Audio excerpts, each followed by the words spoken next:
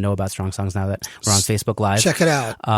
Strong Songs with Kirk Hamilton. It's an amazing podcast. He kind of dissects these amazing songs musically and like what's going into them. And I was listening to his episode about Think by Aretha Franklin. And the first version in 1968 is like 109 BPM. And then in 1980 for the Blues Brothers movie, she did another version at 130 BPM. It's so much faster. It's like, and it's a completely different vibe. And groove. Yeah. And what the drummer and the bass player how they react to that BPM is completely and utterly different. And just, it like sits and grooves in a completely different manner. It's like amazing what like 20 clicks of BPM can do to a song. Correct. Yeah, I agree. Absolutely. So you also do some remixes yourself and some productions yourself. Like, how does that work for you creatively? So I started doing remixes. I would say like 10 years ago. It was like my first remix on like a random. It's called an MP3 mixer. It's just basically you have channels and you can cut and paste. And I would take two types of songs that had like, I would guess the same key and just kind of mash them up together and make a mashup out of them. Mm-hmm. And then I would post it on YouTube, send it to every single person I had on Facebook. And then from there I was like, okay, maybe there's something onto it. People are liking this. And I went into Logic. Yeah. That's how I started like actually creating my own stuff. You can actually just check it out on Spotify if you'd like to. I'm on a label called Battle of the Year Soundtrack, which is basically the biggest breakdance championship in the world that happens in Germany or France. Every year that changes. And they choose DJs from around the world that produce, it's called break music. So it's music that breakdancers compete on. Mm-hmm. And I've done 3 tracks for them recently on their label. Wow. So I use Logic and I think it's amazing, fun tool. It took me a while to get used to Logic. Yeah. It's you know. All DAWs are, or DAWs, however you want to call them, are complicated, beasts. I agree. People say if you could work a DAW, you could work any software. They're like the most complicated. I would say that like it's definitely easier for me to suddenly work on Adobe Premiere on video editing after understanding Logic. Right. Even though it's not the same software, but they say video editing is the breeze once you've done like audio editing.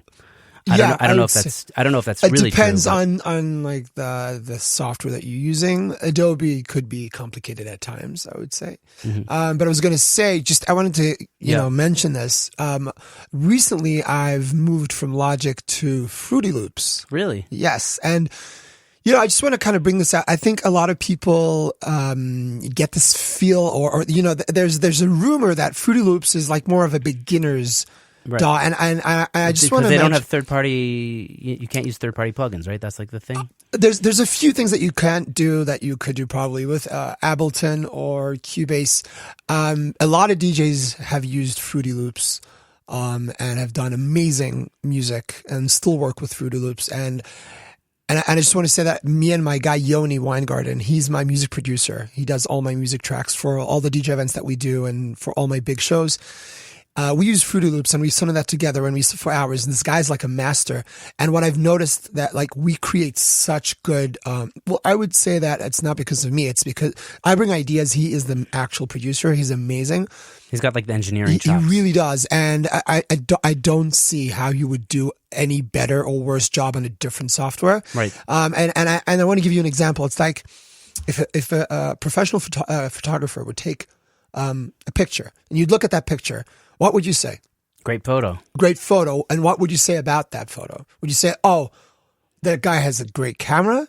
Probably not. You'd say that guy's an amazing photographer. Right. And the camera is the dot. Basically, it's just the software that you're using. It depends on... Are you a Canon guy? Are you a Nikon guy? Like, what do you prefer? Exactly. I'm saying it's all about the photographer, about his personality, about his settings that he put into the camera, about his angle, view. Absolutely. There's so much put into the person. Although, from what I understand, Ableton is a bit different than other DAWs because they have 2 modes, right? They have like a live mode and a session mode. Correct. And I'm actually interested in trying out Ableton. I just don't have time to get into it. I've been too busy, but I have a few good friends that use it and they love it. They like, especially for like love electronic music. It's just the way that you load up samples and stuff. I mean, obviously you could do that with Contact or whatever, any other sampler, but like apparently it's like really easy and simple to do in Ableton. Correct. But whatever DAW you're using, if you're happy with it, keep with it. Don't stop. I agree. Awesome, man. Wait, so tell me a bit more about how you produce. So at the beginning, I would mostly use, I would say, loops from the different samples that I got with Logic or whatnot. And with time, I learned how to actually produce music. And I would programming create beats. Yes, and again, I just want to give another shout out to Yoni Weingarten, that he's the beast. He's the guy that comes and sits on these crazy plugins and creates sound. And what we've been doing lately is that we've trying to create original music for DJ Raphi, so that we can bring it to our events and go big with our shows. I'm going to mention that I created a track for a movie that Lionsgate produced, and the movie's called Breaking Brooklyn. They contacted me a while back and they heard my music and they were like, all right, we'd like to buy a song from you. Can you please create this song for this movie?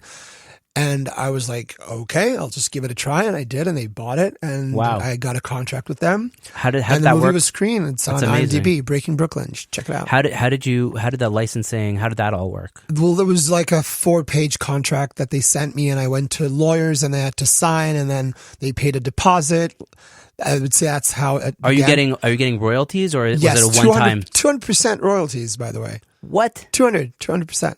So that means that if I guess if they play my song somewhere, I'm getting basically paid double. How? I don't know, but that's what the contract had.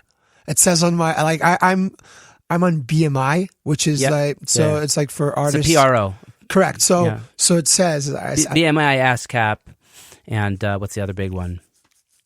ASCAP is the second one I know. That's huge. Yeah, and I'm on BMI. Oh, okay. Oh, woo! High five. Yeah, man. All right, so it's funny that I'm there, and I saw it's like it says royalties 200%. I'm like, okay, I guess that's fine. Well, because and did they pay you outright also as well? They paid me on spot, like the money for the actual track that I produced. Wow! And then like there were so many people talking to me at the same time. Like I was here in Israel, they were in the States, and as soon as I created that track, I was like, maybe I have potential to make more music for movies. Which is very, very, very difficult to do, and there's huge competition. It's a whole niche. Yeah, so I didn't go exactly in that direction. I'd rather take it to my live shows. Mm-hmm. But it was a great experience. You've got a lot of little things going on. And we're back. We took a 2-week hiatus in the middle of our episode, me with DJ Raphi, and because my son had a virus and I had to pick him up from daycare in the middle of our episode. And everyone is feeling great now. And so it's great to have Raphi back in the studio. Welcome back. Great to be back. Thank you so much for having me. And everyone's doing well. Awesome. So good.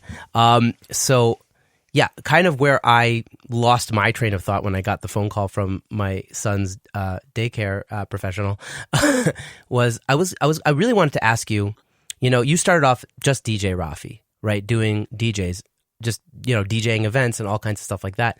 And now you've kind of grown your business to first of all, encompass a lot of little other things. And it's just a completely different beast now. So why did you why did you expand your business this way? And what does it look like? Right. So, I guess like 5 years ago, I was doing mainly bar mitzvahs and bat mitzvahs as a DJ, which are like small birthday parties, I would say. And then clients would come up and say, all right, so we want to book you for this date. And then I was already booked. Or they didn't have a budget to pay for my services. And then I was like, wait, so then maybe I should get another DJ that could possibly, swap me or be there instead of me. And then all I needed to do was teach him my techniques, my moves, and what I was doing. And that started a whole new business because clients were like, hey, we saw this other guy at this event. We want him. What's his price? How does it work? And I'm like, oh, you want him? Okay, that's fine. So then I booked him, and then I added another DJ and then another female DJ. And then people were just like, it just started growing with the years. And now I have 9 DJs that work under me in the company. Wow. So that's and then we also have we have bands and music groups that also perform at all these events, corporate and private. So yeah, it's a lot of fun. It's a lot of Wow. fun. So what do you have other than DJ Raphi and the DJs like in your business now? Like what? So in short, I have a beatboxing group called Beatbox JLM, and they strictly do beatboxing for events. So like they do workshops and an interactive show, and they get the crowd to do some beatboxing. It's really cool to see. We have Extasa, which is a wedding band, and it's basically based on electronic music, live musicians, and 4 singers that interact with the crowd and dance. It's like a similar vibe to DJ Raphi, but it's more geared towards like a full band experience. Right. The idea of DJ Raphi is all about interaction and the interactive DJ, so that being involved with the crowd themselves, so that the band themselves do the same thing, but it's like bigger. It's like the monster of that. And then there's like a small DJ academy, which we give workshops and courses in music production and DJ, which is a lot of fun. I just did. I saw you did a free DJ workshop that I unfortunately couldn't attend. Well, fortunately, I couldn't attend because I had a wedding to go to. But unfortunately, I couldn't attend it. That's fine. That's good things. You couldn't be there for a good reason. So that's fine. But I would have been there. I would have loved to. Thank you. It was a masterclass that we gave for 2 hours for free to anyone that wanted to come. It was packed. It was great. People loved it. And I think we're going to do another one very soon. Awesome. So keep me posted about. Will do. What's it like managing all these little aspects? Like, do you enjoy it? Is it more difficult? Is it more fun? Is it like, how do you get your artistic, the artistic side out of you? So, if you would ask me to do this 3 years ago, I'd probably say like, I don't know how to do this, and I can't. I don't have the abilities. I don't have the time. I don't have the will, the motivation. And I think with time, it just became, something that I had to do because things were expanding.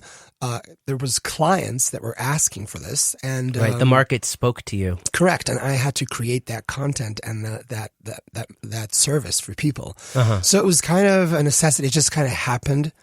And that forced me to have an office and, have workers that work and, manage all the bookings and write down contracts and all that. So, it's fun. It's great. I'm definitely motivated and I love what I do. Super hard, super difficult. Sure. It's managing quite a few things that every single, business needs their focus. Like every single business needs taken care of and, making sure that their financial business plan is doing well. So it's overwhelming in a way, but I guess I'm not allowed to complain because I'm still doing what I love. So, What was the transition like from being, like I'm focused on DJing this performance, like I'm in the crowd doing interactive work with this, this event to being, okay, I'm overseeing a few events happening tonight. Like, what was that shift like for you? So, I put it this way: alone, this would never, this is not possible. This would never happen. I have like a team that makes sure that every single DJ is at their gig when they need to be there, what they're wearing, what the playlist looks like, what the clients' requests are, everything. So it's like all managed with other people. So alone this would be impossible. But to your question, I think the concept is I need to make not 300 people happy a night. I need to make 1,000 people happy. Yeah, that's what I need to do. I need to make sure that 1,000 people are having the best times of their lives with our team. So that's a lot of pressure. But on the other hand, it's quite a great feeling that you get that opportunity. Wow. So you just kind of have to expand your view of your goals. You know what I mean? Like, I don't know. Does that make sense? Yes. And it's funny, like there's a lot of risk with this kind of a business because you're sending out people and they you got to make sure they're doing a good job and you count on them. And last night I had a DJ go out to a gig and, we were checking in on him and we're like, we wanted to make sure that you're at the venue. And he's like, what are you talking about? And we're like, what? And he's like, yeah, dude, I'm watching a movie. Can we talk later? I'm like, talk later? You got a gig. Get out there. And